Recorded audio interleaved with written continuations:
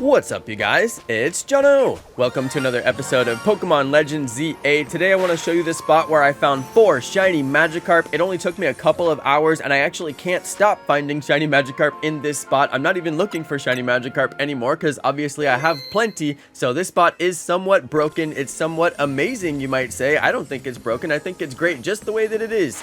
So let's jump right into it. During this video, I'm going to show you the shiny hunting location, which is obvious. It's Wild Zone 2, and the shiny hunting method, which you probably already know. It's just the quick fly method, flying here over and over again. I'm going to show you the distance that this method will actually affect, which is pretty important. I'm also going to show you how you can do shiny alpha hunting for this whole area, including shiny alpha Magikarp. I'm going to show you a glitch where you can't even catch alpha Magikarp. That one's a weird one. You definitely want to stay tuned for that. And I'm going to show you how you can passively farm XP and items while you do this process. It's a full banger video, so please smack the like button and subscribe, and let's get right into it.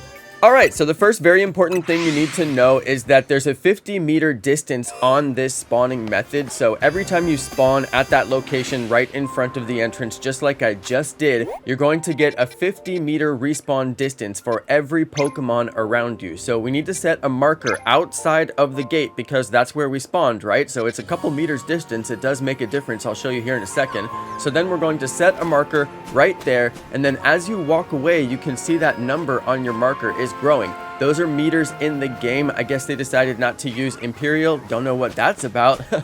Anyway, let's go ahead and make it go to 50. And of course, you can see here that once you get to 50, there are some Pokemon which are out of range of that 50, including the Binacle there, and also including the larger Alpha Pokemon up here on the ledge. Now, that Pokemon wasn't Alpha before, so you might be saying, Jonno, it's Alpha now. That means it's a new spawn. That's right, it's a new spawn because I ran over here. But if I didn't run over here, like when you're resetting over and over and over again, then it's not going to respawn because it's out of the spawn distance. So that's really important to note. And if you run around this whole area, you will see new Pokemon, but that's because you ran around. The other thing you need to know is that once you catch every single Pokemon in the area and unlock all the question marks, then you will unlock the ability to catch alpha Pokemon in that area. So you do have to unlock alpha Pokemon, and this is the Alpha Magikarp that I was talking about, which is uncatchable. I have no idea what's going on here, but if you notice, all the Pokeballs bounce off of it.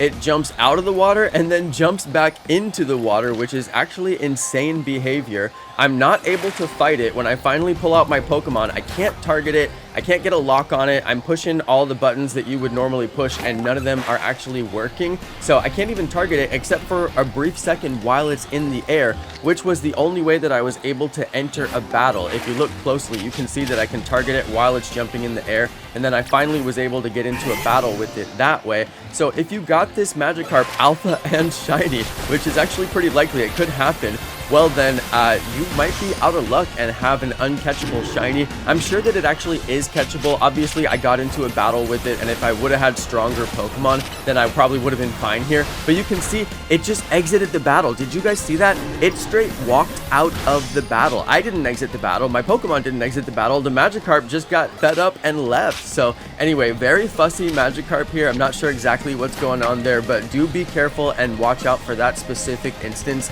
If you get that shiny Alpha Magikarp, obviously please send me a video because I would love to see what happens. And, you know, be careful because you really could lose it.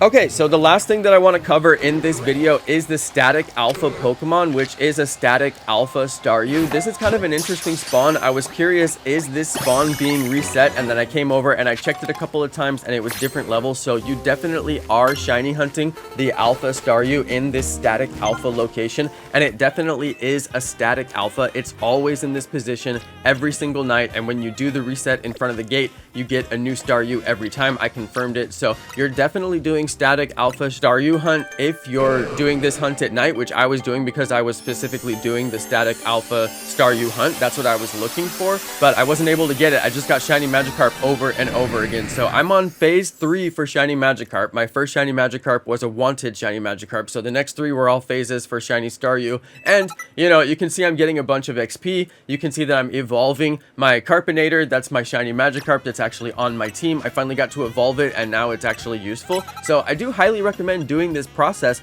to get an XP grind going. Go and catch all those alpha Pokemon, every single alpha that you see. Just catch it for the XP or battle it and catch it for the XP if you have to. Sometimes you get stuck in the battle and you kind of can't get around it. And while you're doing that, you're also going to be farming all of those items that the alphas drop, which is mostly small experience candies, extra small experience candies, and the Seed of Mastery, which you can actually sell for money. That's how you could get a ton of money in Pokemon Legends Arceus. So it's a really good money farm once you get strong enough to where you can beat the alphas really quickly, and it's a really good XP and item farm as well.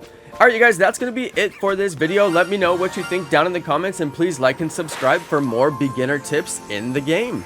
Thanks everybody for watching, thanks to all of my amazing subscribers, and peace!